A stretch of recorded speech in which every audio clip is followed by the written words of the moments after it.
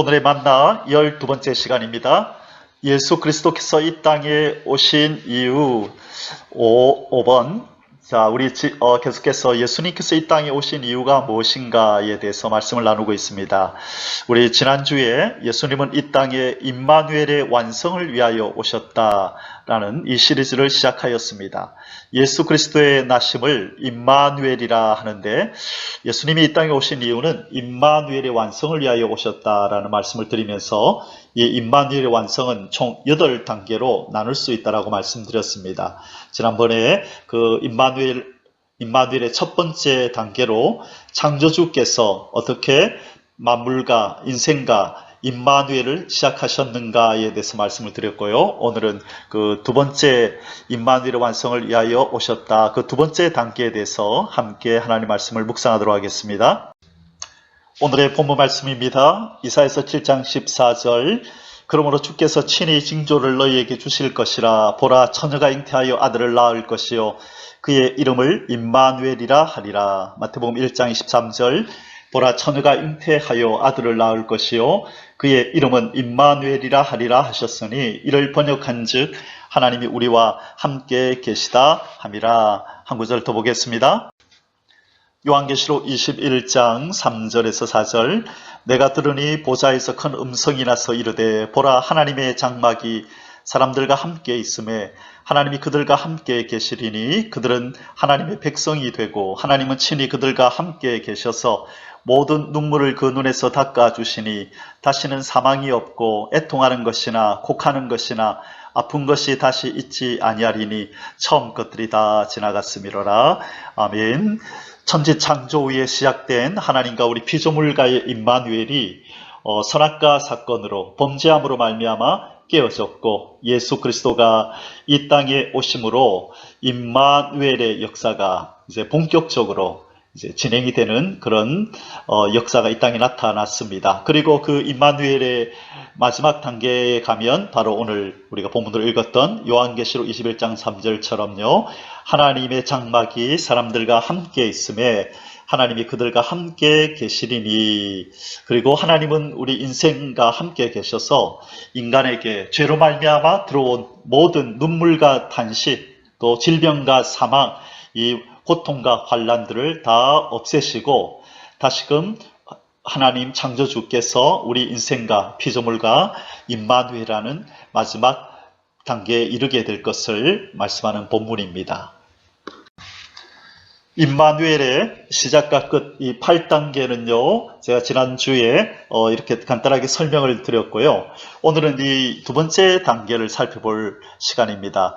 이 두 번째 단계는 어떻게 천지 창조 이후에 창조주와 인생과 만물들이 함께 하는 임마누엘의 시작이 되었었는데, 어떻게 이것이 파기되었는지, 그 이유가 무엇인지 이 선악과 사건을 중심으로 해서 한번 살펴보도록 하겠습니다. 하나님과 피조물과의 임마누엘은 이 선악과 사건, 바로 하나님의 법을 어긴, 이 하나님의 명령을 어긴, 다시 말해 하나님과의 언약을 파기해버린 이 아담과 하와로 말미암아 이 피조물과의 임마누엘도 파기되었다는 것이 오늘 주된 내용입니다. 오늘 이 선악과 사건을 중심해서 어떻게 하나님과 피조물과의 임마누엘이 파기되었는지를 우리 자세히 한번 살펴보도록 하겠습니다.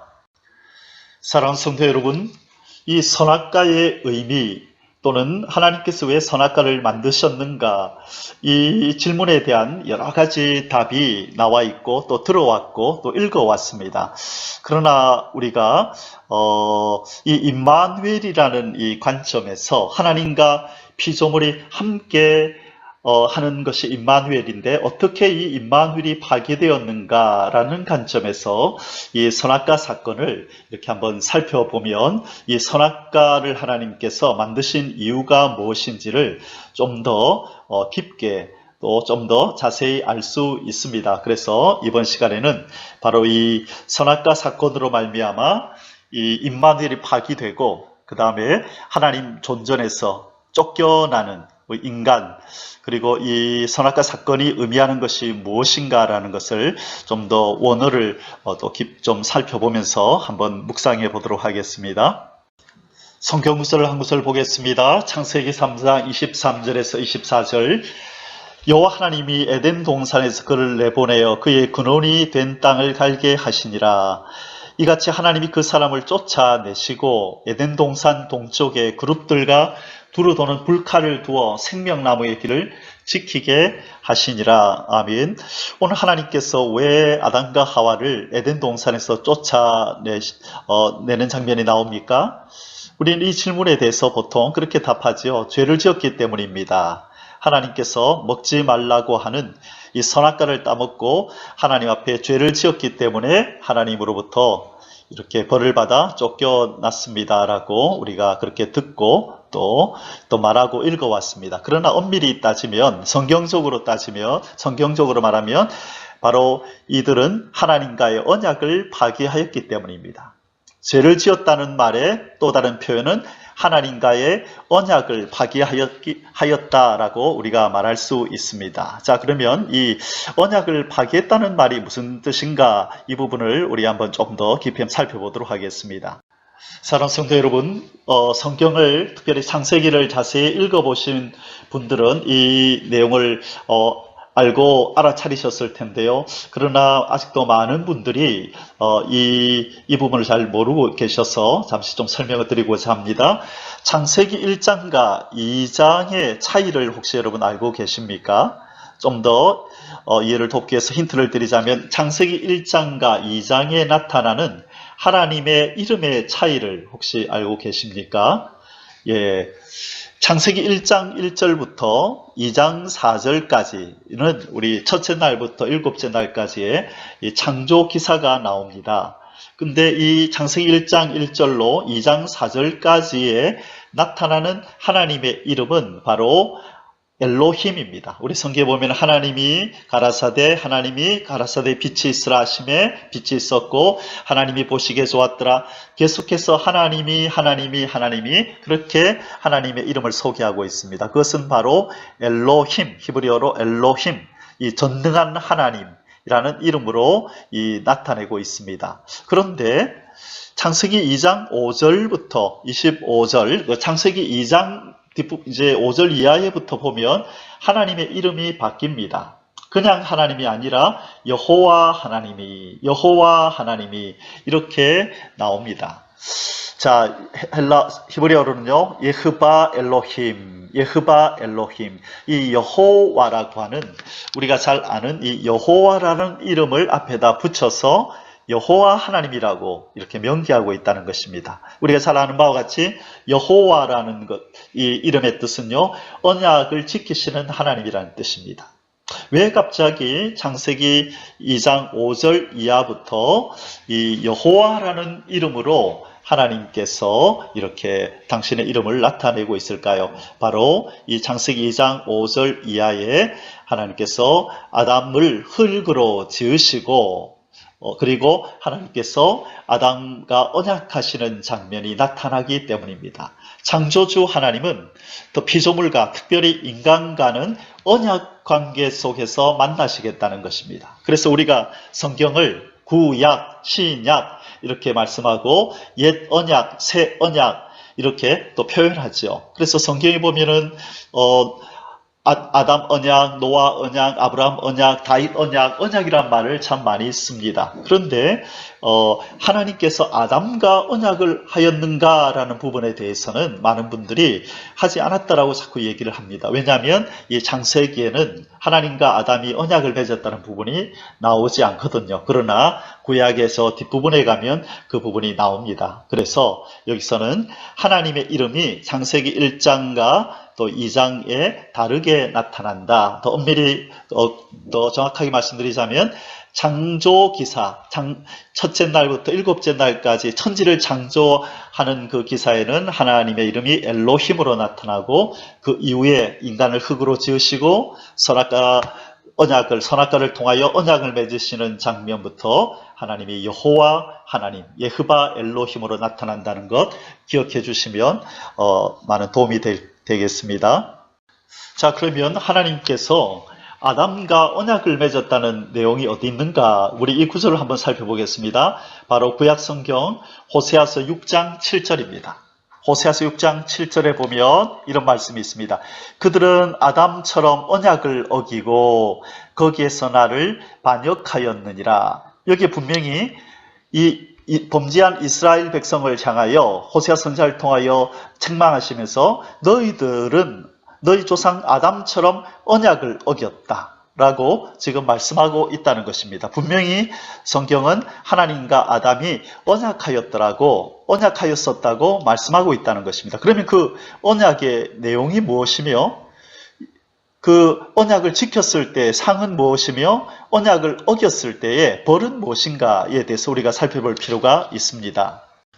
예, 이 언약의 내용을 기록하고 있는 성경 구절이 바로 창세기 2장 17절입니다. 선악을 알게 하는 나무의 열매를 먹지 말라. 내가 먹는 날에는 반드시 죽으리라 하시니라. 자, 이 구절에 보면 이 하나님과 아담과 맺은 언약의 내용이 나옵니다. 그게 뭐냐면 선악과를 다 먹지 말라는 것입니다.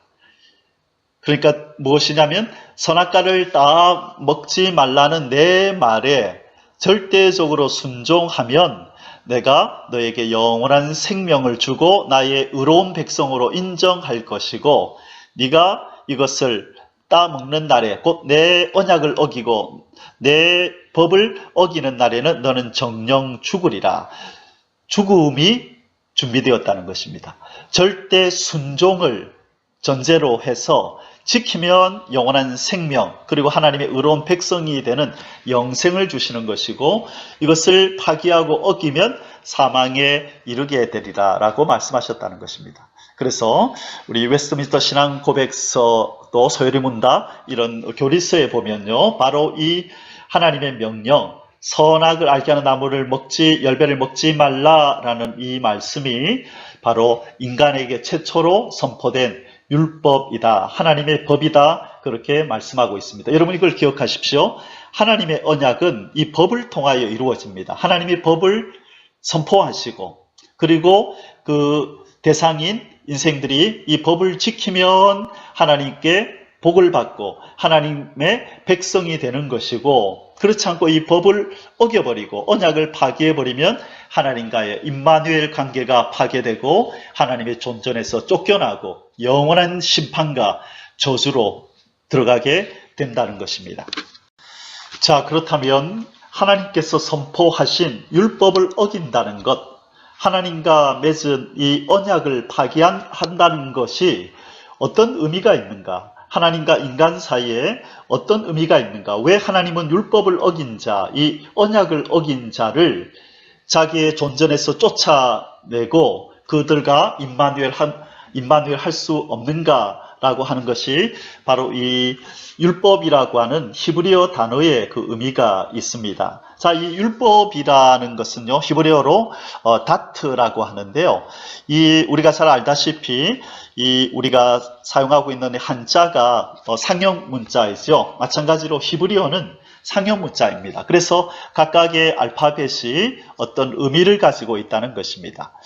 자, 여기에서 그 율법을 다트라고 하는데요. 다트. 제가 녹색으로 쓴 이 다라고 하는 여기에 보면 이 달렛이라고 하는 알파벳이 쓰였습니다. 이 알파벳의 의미를 이스라엘 사람들은 이것은 문이다. 이것은 문을 의미하는 것이다. 라고 얘기하고요. 그리고 빨간 거로 쓴 타우, 제일 마지막 히브리어 알파벳 제일 마지막 이 글자는요. 이거는 십자가를 의미하고 언약을 의미한다고 합니다. 그러면 이 다트를 합쳐보면 어떤 그림이 나오느냐 하면 바로 언약의 문, 십자가의 문, 언약의 문이라는 의미로 이 율법이 쓰인다는 것입니다. 자, 그래서 이 율법을 지킨다는 것은 언약의 문 안으로 간다는 것이고 이 율법을, 이 다트를 어긴다고 하는 것은 이 인간과 언약하신 그 하나님의 언약 안으로 들어갈 문이 열리지 않는다는 것입니다.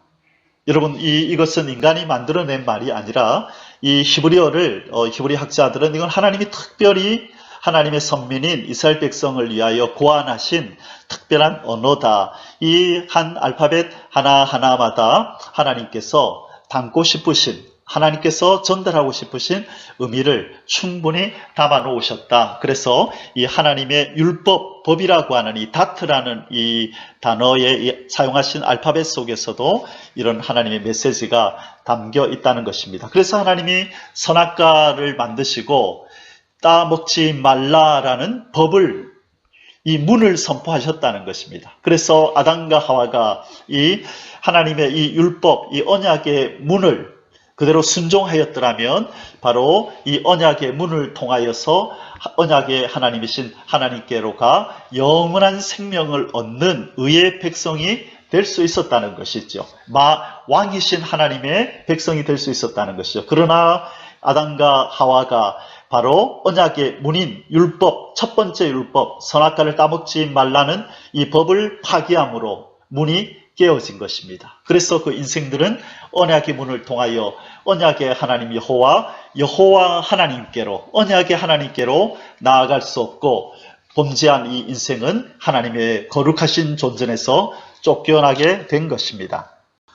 자, 이 내용을 우리에게 좀 더 명확하게 보여주는 장면이 바로 출애굽기 19장 5절에서 6절 말씀입니다. 여러분, 우리가 잘 아는 것처럼 430년 동안 애굽에서 종살이하던 이 이스라엘 백성들을 하나님이 이끌어내시고 드디어 시내산에 이르러서 모세를 통하여 하나님의 율법을 주시면서 이렇게 말씀하십니다. 출애굽기 19장 5절 6절입니다. 세계가 다 내게 속하였나니 너희가 내 말을 잘 듣고 내 언약을 지키면, 내 말을 잘 듣고 내 율법의 말을 잘 듣고 내 언약을 지키면 너희는 모든 민족 중에서 내 소유가 되겠고 너희가 내게 대하여 제사장 나라가 되며 거룩한 백성이 되리라.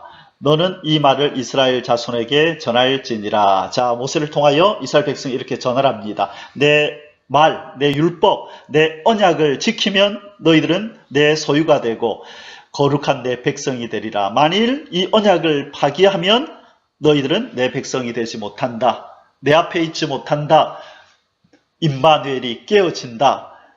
이제 지금 내가 너와 너희들과 함께 하고 있지만 그러나 언제든지 너희가 내 언약을 파기하면 나는 너희들과 함께하지 않고 너희들을 떠날 것이고 너희들을 진멸할 것이라. 다시 말해 임마누엘이 파기될 것이라는 것을 여기서 말씀하고 있는 것입니다. 바로 이 내용이 에덴 동산에서 첫 번째 하나님의 백성으로 창조된 아담에게 하나님께서 하신 말씀과 같은 맥락의 말씀인 것입니다. 사랑하는 성도 여러분, 인간이 사는 이 세상에 이 나라들마다 법이 있죠. 이 법들이 바로 하나님의 법, 이 율법에서 많은 원리를 가지고 와서 만들어졌다는 것 여러분 잘 아실 겁니다. 여러분, 우리가 사는 사회 속에서 이 학칙이라는 것이 있고 또 회사에는 사칙이라는 게 있습니다. 학교에는 학칙이 있고, 그렇죠? 회사에는 사칙이 있습니다. 만일 이 학생이 학칙을 지키지 아니하고 회사원이 사칙을 제대로 지키지 아니하고 중대하게 어겨버리면 징계를 받게 되어 있습니다. 학생들이 받는 징계가 무엇인가요? 이 학교에서 쫓겨나는, 이 학교라는 공동체에서 쫓겨나는 이 정학 처분을 받거나 더 심한 이 학칙을 어겼을 때, 중대한 이 죄를 범했을 때, 규칙을 어겼을 때는 퇴학을 당하는 것입니다. 그리고 회사원은요, 해고를 당하게 되는 것이죠. 이것이 바로 이 공동체에서 쫓겨나는, 이 공동체의 사람들과 임마누엘 하며 함께 했던 그 특권의 자리에서 쫓겨나는 것의 원리가 여기도 있는 것입니다. 마찬가지로 하나님 앞에서 하나님이 정한 규칙, 규례, 법령, 율법을 어기면 이 하나님 백성, 하나님 나라의 백성, 또 하나님의 자녀로서의 특권의 자리에서 쫓겨난다는 것입니다. 지금 그렇다는 것이 아니고요. 바로 에덴 동산에서 하나님께서 아담에게 첫 번째 율법을 주셨을 때 선악과의 사건이 바로 그런 의미가 있다는 것입니다. 하나님의 법을 지키면 영원한 생명을 얻고 하나님의 의로운 백성이 되는 것이요. 하나님의 첫 번째 법, 이 법을 통하여 세운 언약을 파기하면 하나님의 존전에서 쫓겨나는 임마누엘 파기가 일어난다는 것입니다. 우리 사회에 한 가지 예를 더 볼까요? 이 부부 간에는 부부의 도의라는 게 있습니다. 부부 간에 마땅히 지키고 행하여야 할 도덕적 의리를 부부의 도의라 그러는데, 이것을 어느 한편이든지 간에 저버리면, 어기면 바로 이혼의 단계에 이르게 되는 것입니다. 바로 함께 하면서 이제는 이탈되는 거죠. 떨어져 나가야 되는 것입니다. 도리를 다하지 못했다는 것이죠. 이것이 바로 하나님과 우리 인간과의 관계에서도 동일하게 적용되는 것입니다. 그래서 하나님이 아담과의 관계를 청산해버리신 것입니다. 너와 나는 더 이상 함께 할 수 없다. 너는 그 도의를 저버렸다. 나와의 도의, 그게 뭐죠? 언약을 파기했다는 것입니다. 하나님이 자기 백성인 아담과 하와에게 준 이 법을 어겨버렸기 때문에 백성과 이 왕가의 사이에서 이 도의를 이 백성은 다하지 못하였다는 것입니다.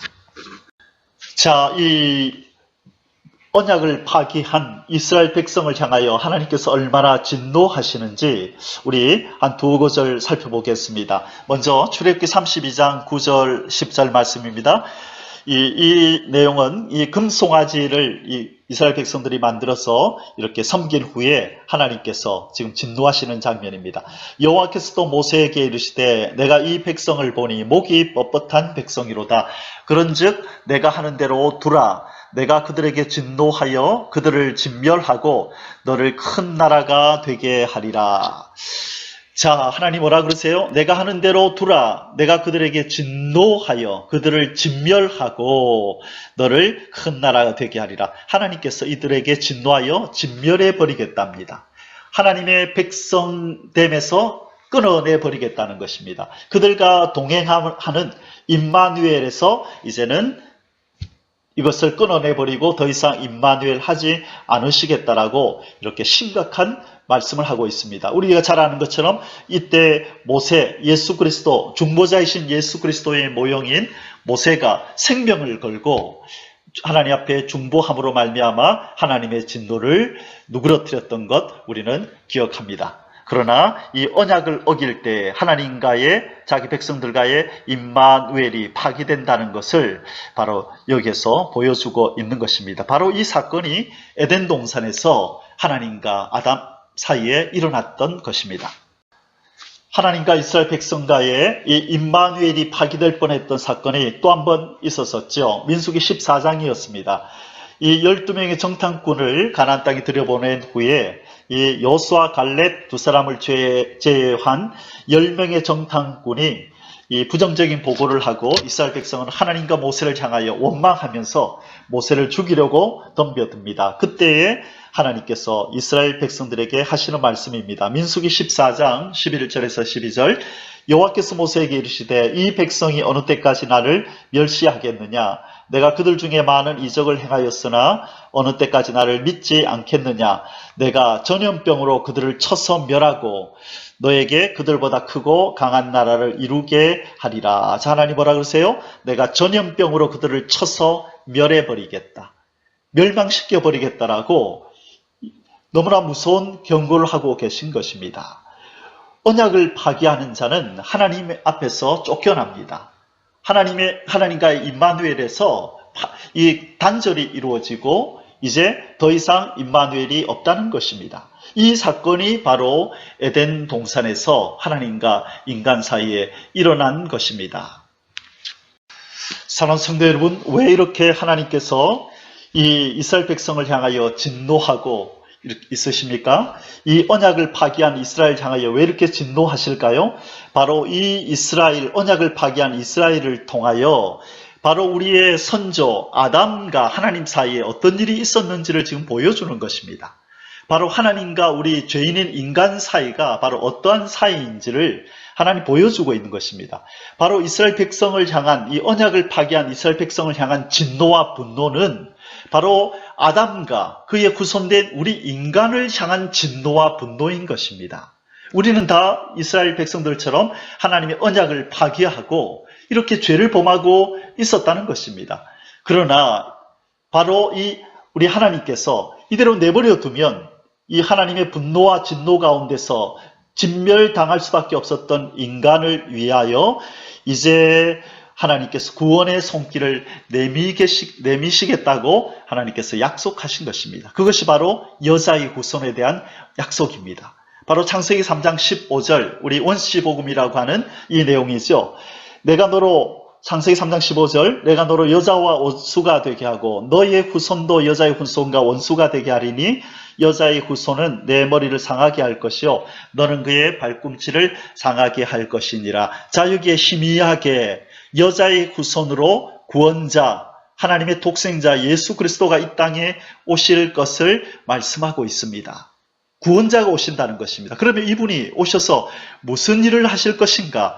무엇 때문에 하나님은 여자의 후손으로 자기의 독생자 예수 그리스도를 보내실 것인가? 라는 이 질문에 대한 답이 바로 창세기 3장 15절의 성취로 기록된 갈라디아서 4장 4절과 5절에 왜 여자의 후손이 오시는가에 대한 이유가 분명히 기록되어 있다는 것입니다. 한번 갈라디아서 4장 4절과 5절을 보겠습니다. 때가 참에 하나님이 그 아들을 보내사 여자에게서 나게 하시고, 자, 어떤 말씀에 대한 성취이지요?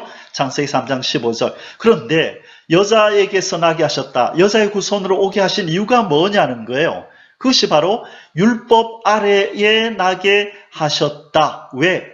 5절에 율법 아래에 있는 자들을 속량하시고 우리로 아들의 명분을 얻게 하려 하심이라. 우리로 아들의 명분, 다시 말해 왕이신 하나님의 백성의 명분을 얻게 하려고 율법 아래에 나게 하셨다는 거예요. 이 율법을 어겨버리고 이 언약을 파기한 인간 대신에 이 파괴된 언약을 복구하고 우리 인간이 어긴 율법을 예수 그리스도가 온전히 지켜 순종하여서 그 공로를 인간에게 주심으로 말미암아, 거저 주심으로 말미암아 다시금 인간이 하나님과의 회복된 언약 관계 안으로 들어가게 하시려고 바로 해결자로서, 구원자로서, 중보자로서 바로 독생자 예수 그리스도를 이 땅에 나게 하셨다는 것입니다. 할렐루야! 이 하나님의 사랑과 예수 그리스도의 이 땅에 나타나신 임마누엘이 없었다면 인간은 깨어진 하나님과의 임마누엘 관계를 영원히 복구하고 회복할 수 없었다는 것입니다. 그러나 사랑과 자비가 풍성하신 우리 하나님의 은혜로 말미암아 예수 그리스도가 이 땅에 임마누엘로 오셔서 율법 아래에 나시고 우리 대신하여 바로 율법을 다 지켜 행하시고 율법을 어긴 인간을 위하여 십자가에서 피 흘려 죽으셔서 그 죄의 문제를 해결해 주심으로 우리는 율법에서 이제는 속량되었고 율법의 저주 아래 있지 아니하다는 것입니다. 아멘. 우리 주 예수 그리스도를 찬양합니다. 할렐루야.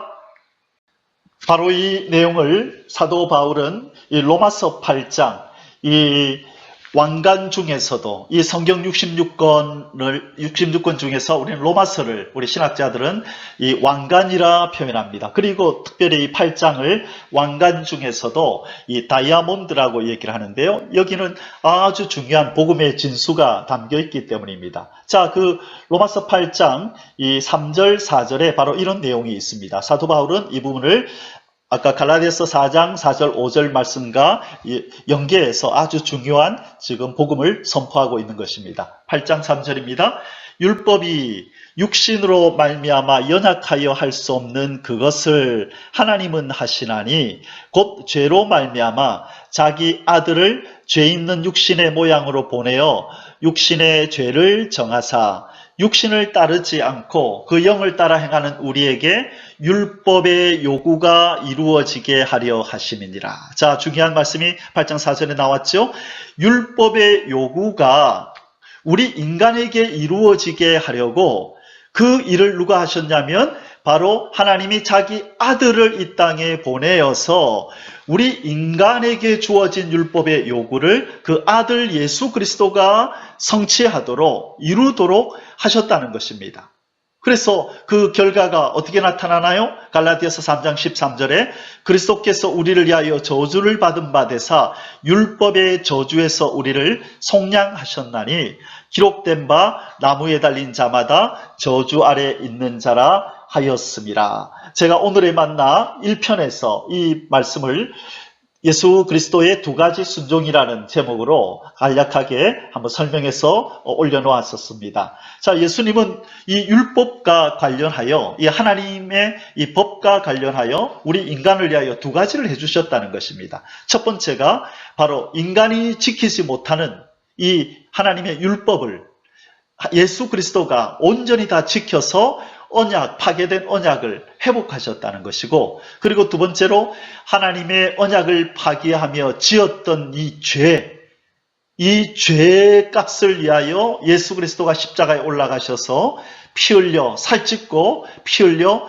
죽으셨다는 것입니다. 바로 예수 그리스도는 이 두 가지를 인간을 위해 주셨다는 것이죠. 첫째가 율법을 온전히 순종하셔서 아담이 실패했던 그 율법의 순종을, 이 언약의 순종을 바로 예수 그리스도가 해주셨다. 그래서 이것을 예수 그리스도의 능동적 순종이다 그랬고요. 그 다음에 인간이 지은 죄값을 위하여 십자가에서 살찢고 피 흘려 죽어주셔서 우리의 죄를 씻어주신 이 순종을 수동적 순종이다. 그렇게 말씀하였습니다. 자, 바로 율법의 요구를 이루심으로 율법의 저주에서 속량하셨고, 우리가 아담이 깨어버린 이 언약을 예수 그리스도, 마지막 아담이신 예수 그리스도가 승리하시고 순종하시고 피 흘려 죽으심으로 말미암아 이제는 모든 것을 복구시키고 회복시켜 놓았다는 것입니다. 할렐루야. 사랑하는 성도 여러분, 우리는 예수 그리스도를 양의 문이라 부릅니다. 그리고 그분이 유일한 길이라고 부릅니다. 왜 예수님 당신을 향하여 나는 양의 문이라는 표현을 쓰시고 내가 곧 길이라 이렇게 말씀하셨을까요? 요한복음 10장 7절 말씀입니다. 그러므로 예수께서 다시 이르시되 내가 진실로 진실로 너희에게 말하노니 나는 양의 문이라. 10장 9절 내가 문이니 누구든지 나로 말미암아 들어가면 구원을 받고 또는 들어가며 나오며 꼴을 얻으리라. 자, 사랑하는 성도 여러분, 이 문 그러면 우리가 앞에서 묵상했던 다트 기억나십니까? 언약의 문. 바로 율법이 바로 언약의 문입니다. 바로 예수님은 이 율법을 다 지키신 바로 이분이 언약의 문이라는 것입니다. 율법을 유일하게 지키신 문이시라는 것입니다. 그래서 그분만이 언약의 하나님, 여호와 하나님을 향하여 열려있는 유일한 문이라는 것입니다. 그 어떤 문은 여호와 하나님, 언약의 하나님을 향하여 열려있지 않습니다. 그러나 하나님의 언약인 이 하나님의 법인 율법을 온전히 지키심으로 말미암아 언약의 문이 되시는 예수 그리스도를 통하여 우리는 여호와 하나님, 언약의 하나님의 백성이 되어서 그 언약의 하나님을 향하여 나아갈 수 있다는 것입니다. 그래서 요한복음 14장 6절에서는 또한 예수님이 이렇게 당신을 향하여 길이라고 표현합니다. 예수께서 이르시되 내가 곧 길이요, 바로 그 길이요, 그 진리요, 그 생명이니 나로 말미암지 않고는 아버지께로 올 자가 없느니라. 자, 사랑하는 성도 여러분, 왜 예수님을 문이라 부르고 길이라고 부르는지 이해가 되십니까? 바로 이분이 다트를 완성하신 분이라는 것입니다. 언약의 문을 완성하신 말씀이시라는 겁니다. 하나님의 법을 온전히 순종하셔서 언약의 문이 되시고 유일한 길이 되셨다는 것입니다. 그래서 누구든지 이 언약을 파기한 인생들 중에 누구든지 예수 그리스도 앞에 나와 회개하고 그분을 구세주로 영접하는 자에게 이 문이 되어주시고 길이 되어주시는 이 예수 그리스도가 그를 영접함으로 말미암아, 그를 향하여 문을 열어줌으로 말미암아, 그를 향하여 길이 되어주심으로 말미암아 여호와 하나님, 언약의 하나님을 향하여 두벅두벅 걸어갈 수 있는 언약 백성이 되는, 언약의 자녀가 되는 특권이 주어진다는 것입니다. 할렐루야.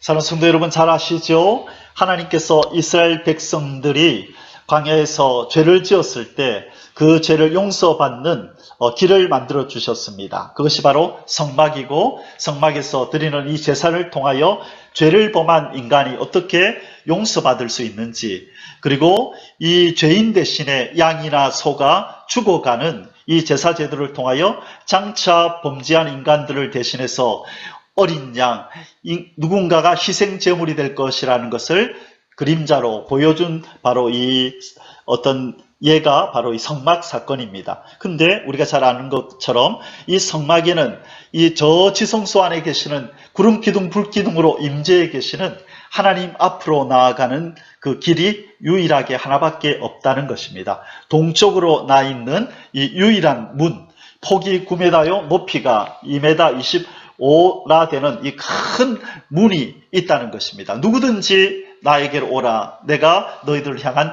문이 되어 줄 것이다. 내가 바로 다트다. 언약의 문이다.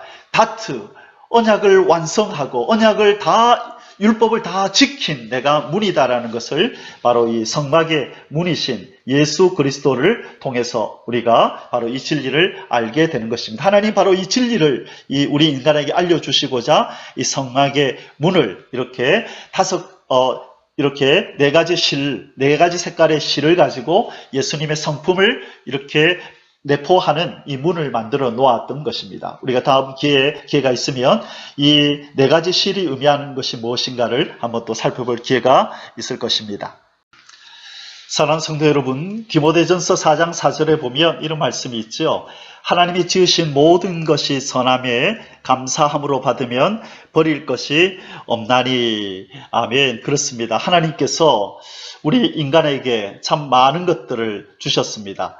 이 모든 것이 선하다라고 얘기를 하십니다. 감사함으로 받으면 버릴 것이 없다라고 말씀합니다. 우리가 이 땅에서 누리고 있는 모든 것들, 하나님께서 일반 은총이라는 것은 모든 인간들과 피조물들에게 내리시는 하나님의 사랑과 자비죠. 그리고 특별 은총, 이것은 특별히 하나님의 백성이 된 자들에게 내리는 특별한 사랑과 은혜입니다. 자, 그런데 그것 중에 이런 문화, 이 스포츠, 이런 것들도 하나님께서 우리 인간을 위하여 주신 은총 가운데 하나입니다. 그 중에서 이 영화라는 것도 참 우리에게 해를 끼치는 많은 영화들이 있지만 어떤 것들은 또 복음을 담고 있는, 우리가 영의 눈을 떠서 살펴보면 이 복음의 깊은 진수를 담고 있는 그런 영화들이 가끔 있습니다. 저도 영화를 즐겨보는 편은 아니지만요, 이렇게 오늘 말씀을 준비하면서 기억나는 이 복음을 담고 있는 이 영화 두 편이 떠올랐습니다. 첫 번째 것이 바로 이 라스트 모이칸이라고 하는, 지금은 이 영화가 이렇게 구하기도 힘이 드는데요.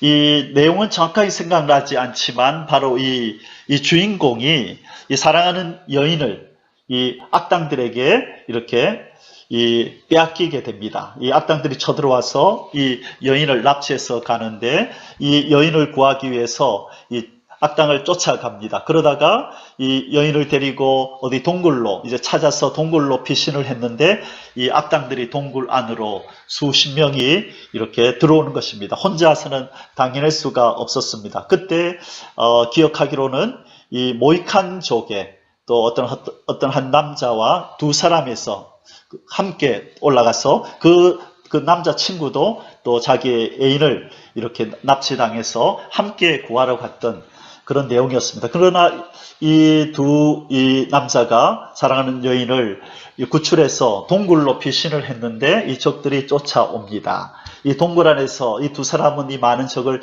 당해낼 재간이 없습니다. 그래서 뒤를 돌아보니까 바로 이 동굴 끝이 쫙 높은 이 폭포와 연결이 되어 있습니다. 그래서 이 애인들을 데리고 이 폭포로 뛰어내리려고 하니 이 겁이 많은 여인들은 도저히 그렇게 하지를 못합니다. 그때에 이 두 남자가 이렇게 얘기를 합니다. 끌려가라.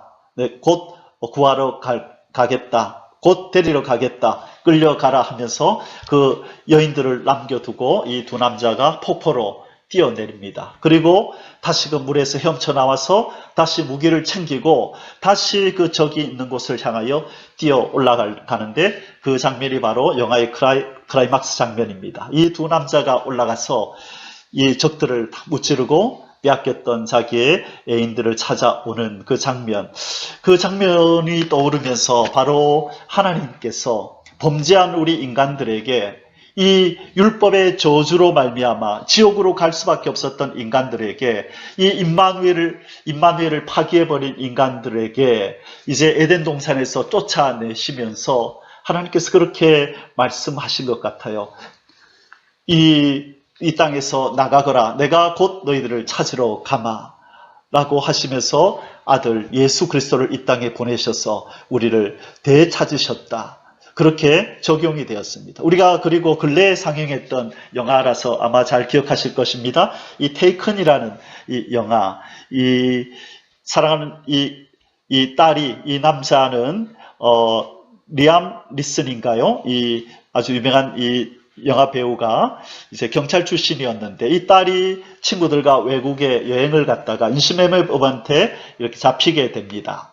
그때 이 딸이 침대 밑에 숨었다가 아빠에게 전화를 걸어서 지금 아빠 이 악당들이 나를 잡으러 와 하면서 급하게 긴급하게 전화를 합니다. 그때 이 경찰 출신이었던 아버지가 딸에게 가만히 조용히 하라고 가만히 있으면서 그 네 눈에 보이는 이 적들의 모든 신상을 다 얘기하라고, 그 사람이 어떻게 생겼는지, 혹시 문신이 있는지 없는지, 귀걸이는 있는지 없는지, 목걸이는 있는지 없는지 하나하나 다 얘기하라고 하고 이 딸은 그것을 적을 바라보다가 바로 그 정보를 주는 가운데 잡혀서 끌려가게 됩니다. 그때 이 아버지가 약속하지요. 딸아, 조용히 끌려가라. 내가 너를 반드시 찾아낼 거다.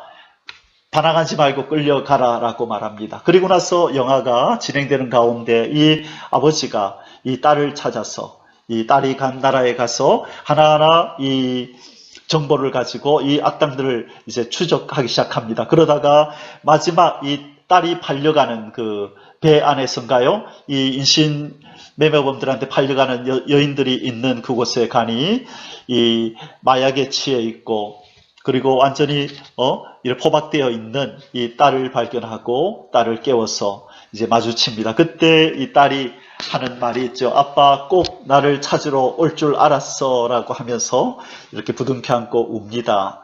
참 그 장면을 보면서 제가 기억이 잘 나지 않아서 맞게 설명했는지는 모르겠지만 바로 이런 내용이었습니다. 그때 이 하나님께서 우리 인간을 찾아오시는, 이 죄를 범하고 떠난 이 인간을 찾아오시는, 이들은 사랑하는 자들을 찾아왔지만 그러나 우리 인간은 하나님 앞에서 범죄하고 진노의 자식이 되어서 떠났었는데 이 거룩하신 하나님이 우리를 다시 되찾으러 오신 것입니다. 바로 그 예수 그리스도가 우리의 신랑이 신부를 찾듯이 우리를 찾으러 오신 이 사건이 바로 이제 하나님께서 아들 독생자 예수 그리스도를 이 땅에 보내신 사건이 아닌가 그렇게 생각됩니다. 오늘의 묵상 결론을 오늘 맺겠습니다. 우리 2단계, 지금까지 2단계의 말씀을 우리가 살펴보았습니다. 임마누엘의 8단계 중에서요. 첫 번째 단계가 임마누엘의 시작, 천지 창조 이후에 하나님이 우리 인간과 만물과 함께 하셨다. 그리고 오늘 말씀 임마누엘이 어떻게 파기되었는가? 바로 아담과 하와가 언약, 율법, 하나님의 율법으로 맺은 이 언약을 파기함으로 말미암아 이 언약의 하나님을 향하여 가야 하는 이 문이 파괴되었다, 열리지 않았다라는 것입니다. 우리가 오늘 그 말씀을 살펴보았고요. 이제 다음부터 이 세 번째 단계를 살펴볼 텐데요. 이제 언약을 파괴해버리고 떠난 이 인간들을 어떻게 하나님이 찾으러 오시는지, 어떤 단계를 통해서 우리를 되찾으셔서 그 품에 안으시는지, 우리 다음 묵상은 세 번째 단계입니다. 임마누엘의 회복, 율법을 주신, 하나님이 우리 인간에게 율법을 주신 사건이 무슨 의미가 있는가? 왜 하나님이 모세를 통하여 우리 인간에게 이 지구 땅에 율법을 주셨는가를 우리 다음 묵상 시간에 자세히 살펴보도록 하겠습니다. 할렐루야.